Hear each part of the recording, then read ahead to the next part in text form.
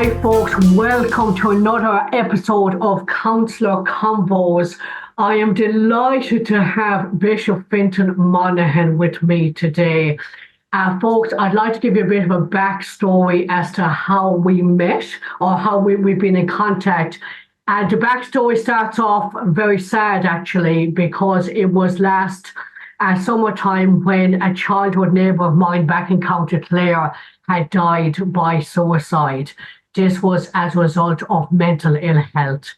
And myself being a counsellor and with the work I do around suicide prevention, I felt I just couldn't do nothing.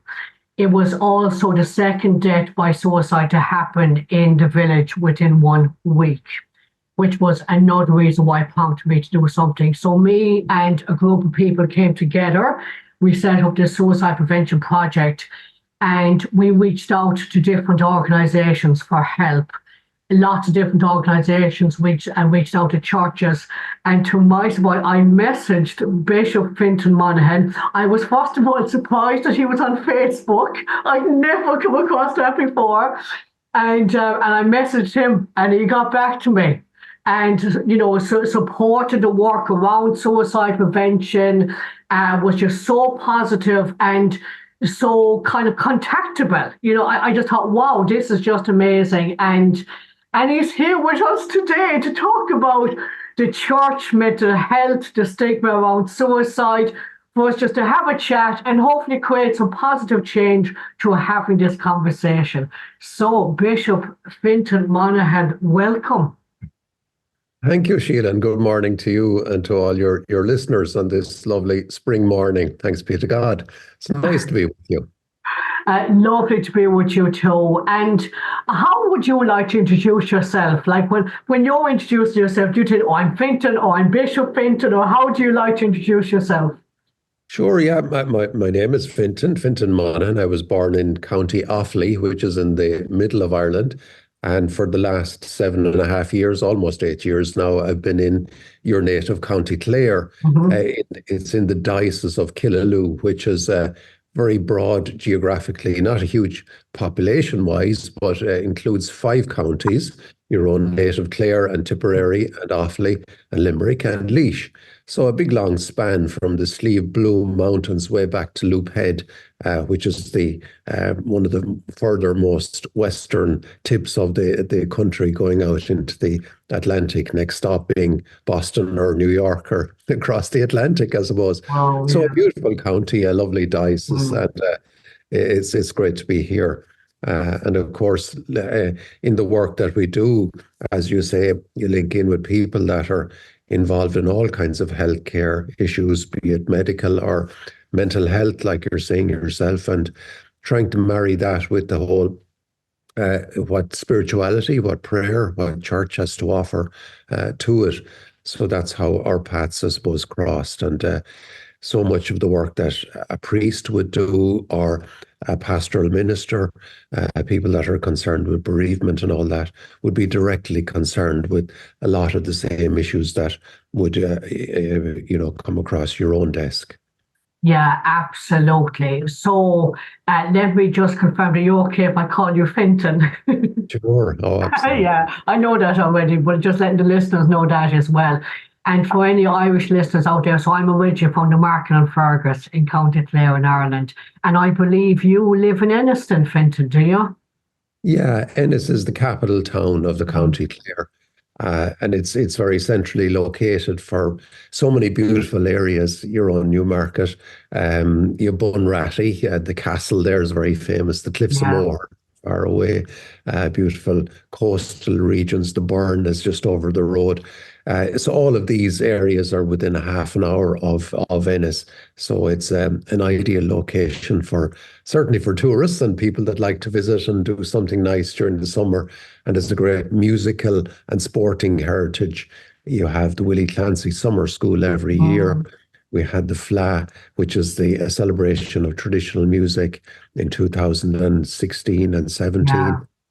So a great tradition of traditional music and celebration of life in so many ways in County Clare and in the other counties as well.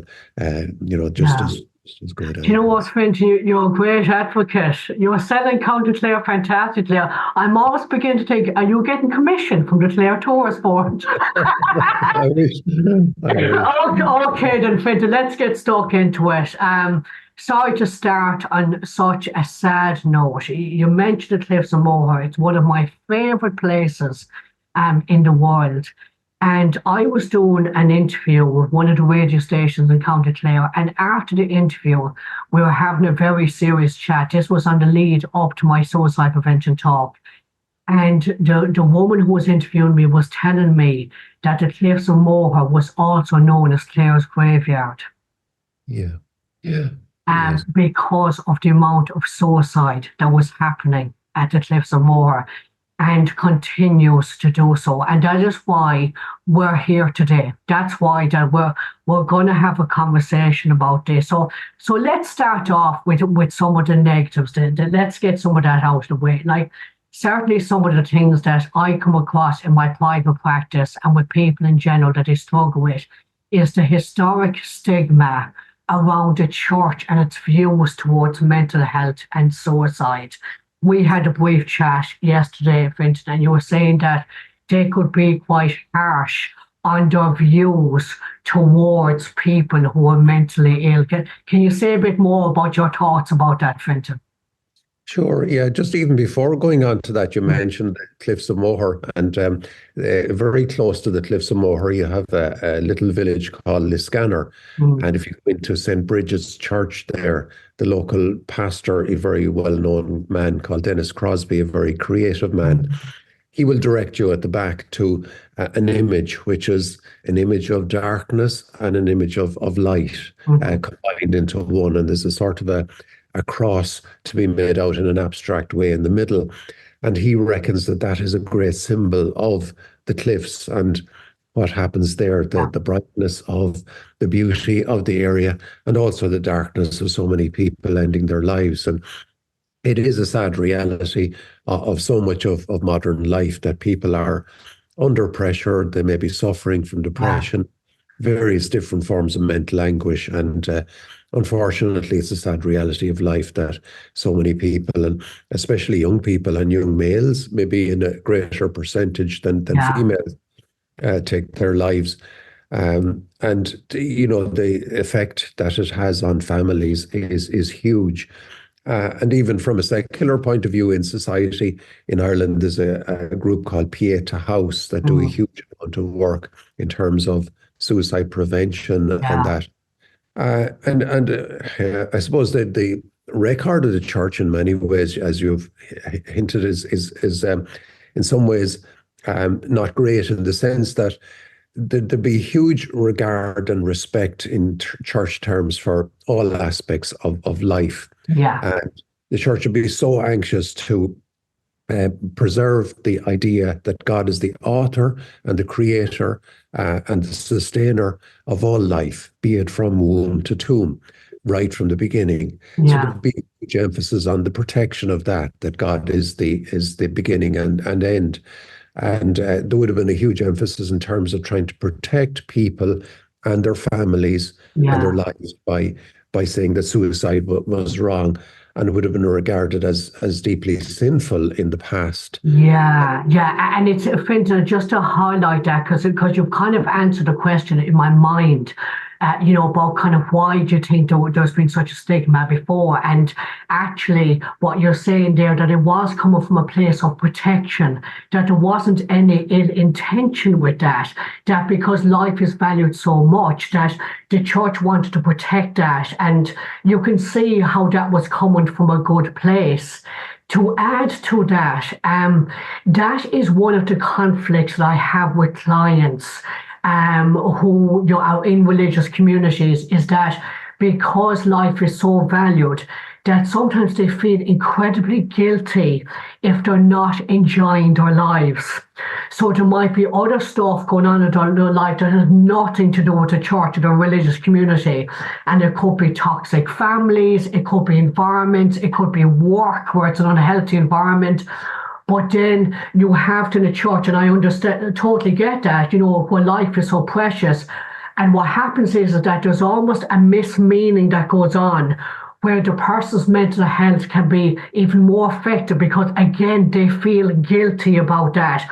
And almost to add to that as well, Fintan, I come across this a lot, is that almost like you, because of it, taught trust in God and you give your worries to God, everything will be fine. There's almost an expectation they're going to wake up the next morning and they'll be fine.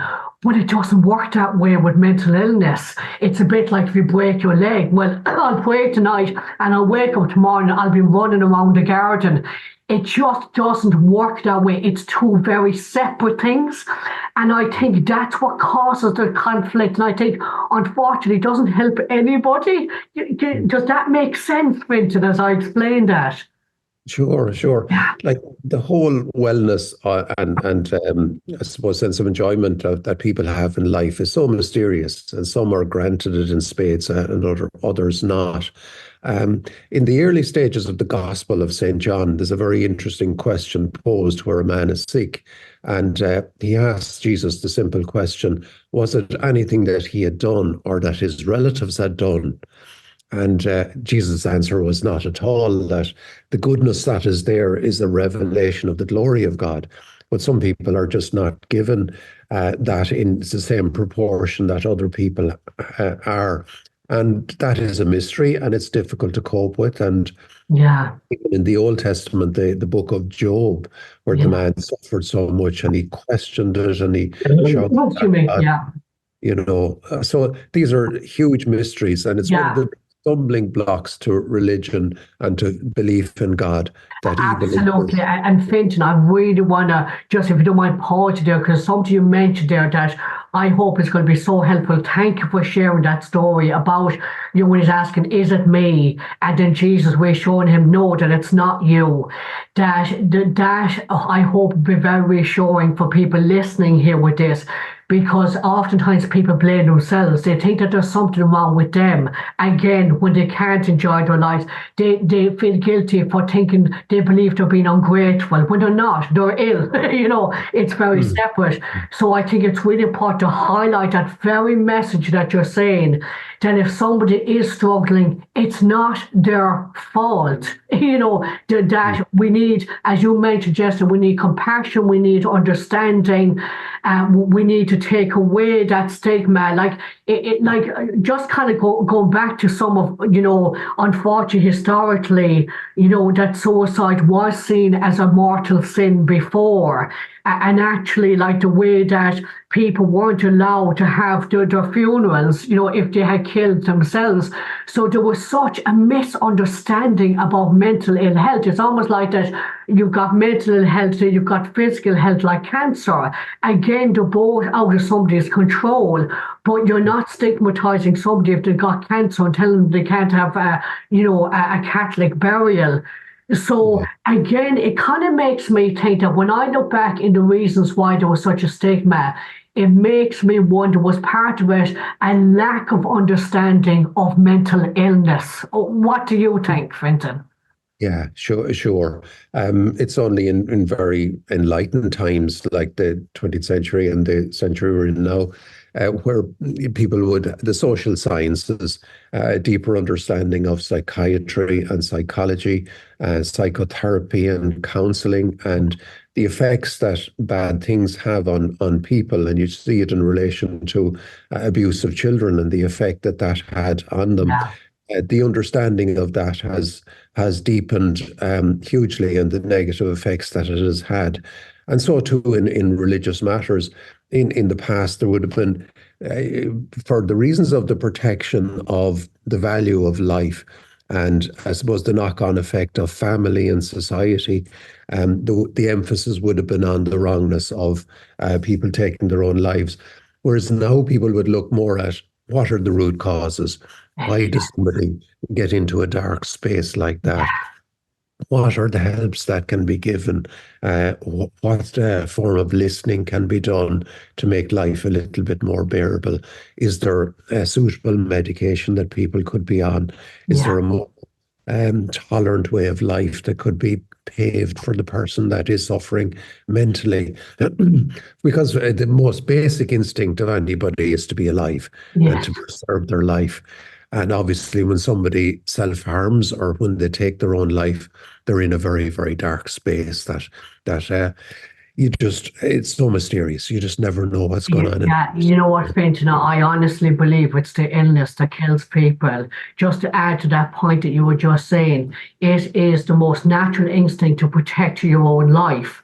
When you even look at the whole experience of somebody, taking themselves over a cliff, they're not in the right frame of mind because your natural instinct is to stay away from that cliff edge and to stay alive.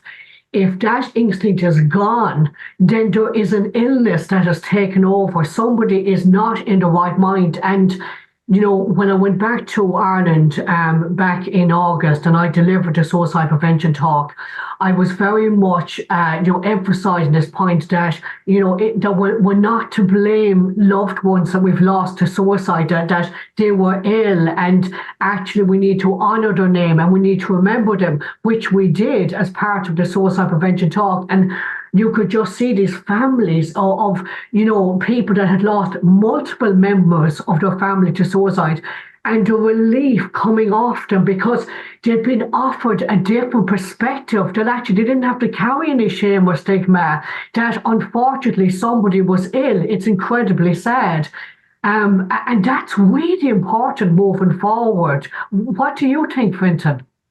Oh, very much so. And like the amount of groups, not only in terms of church, but like in your own native Clare, there's a place called Milltown Malbay, and there is a group called Snámhaí Sásta. Snámh is the Irish for swimming, and Sásta is satisfied swimming. So a huge group of people every morning, right throughout the year, they go for a swim in the sea. And the lady that founded that was somebody that lost somebody very close to her in terms of taking their own life. Yeah. And the whole thing of the physical immersion into the water is a great symbol of giving you new energy, new life, and all of that. And the people that engage in that, they're not only are they fundraising for that, but they're also doing that as a very symbolic gesture of the basic delight that life has, and the fact that some people are struggling with it, and the awareness that's around that. And people are so much more enlightened in recent times with, even if you take, for example, people of special needs. In times past, they would have been hidden away, whereas now they're very much part of the community, and they're very much integrated into it. Or people of special needs in school, they're very much part of mainstream learning, and people that have gifts and are doing very well have so much to learn from them. And I suppose from the religious point of view, the whole thing of challenge and suffering is very much at the heart of our religious belief. Yeah. And Jesus embraced that and took it on. And the cross is the symbol of our faith. So suffering in many ways is where it's at. And somebody that has a cross to carry are probably way more valued in terms of, if you look at the Gospel of St. Matthew, where Jesus says, "Come to me, all you who labor and are heavy burdened, and I will give you rest." Or if you look at the Beatitudes, the people that are blessed are those that mourn, that are meek, that are merciful, those that are clean of heart, the peacemakers. And the final one is those who suffer. So those who suffer certainly have in many ways a closer sense in the God of Jesus Christ that we believe in, Yeah, and that can offer so much comfort to people, and just like to add to that, to balance that out. I know we started with the negatives about historically and the stigma with the church, but people get so much comfort from being part of a church, being part of a community. I come across that a lot with people actually, Fintan, that sense of belonging, that sense of purpose, that sense of togetherness. There's so many positives to having faith and the church and the comfort. And I see that, like, I often speak with people about their spiritual beliefs, and they may have lost a loved one, but they genuinely believe they're going to meet them later on in life. And it's fantastic. And sometimes I invite the spirit of that person to come into the session, that we use a very kind of open-minded to bringing in the spirit, and kind of just having an open mind to whatever matters to that person. And always imagine if that person was here now, what would they be saying to that person, which can be really part of the healing. Another part of that, a massive thing, is forgiveness, Fintan. Forgiveness. That is, that in itself, when it comes to my private practice and people helping themselves, forgiveness of themselves, first of all, and other people, is massive. There you go, Fintan. Thank you so much for taking the time for us to have a chat today. For people listening, please feel free to put any comments. And this is going to go out on my YouTube channel, Sheila's YouTube channel, but you can actually see us in person having the chat. And God bless all the good work in terms of mental health and the help you offer to people. And thanks so much, Sheila. Oh, you're very welcome. Thank you, Fintan. Thank you for watching Counsellor Convos with Sheila McMahon. If you've enjoyed this video, consider subscribing to the channel.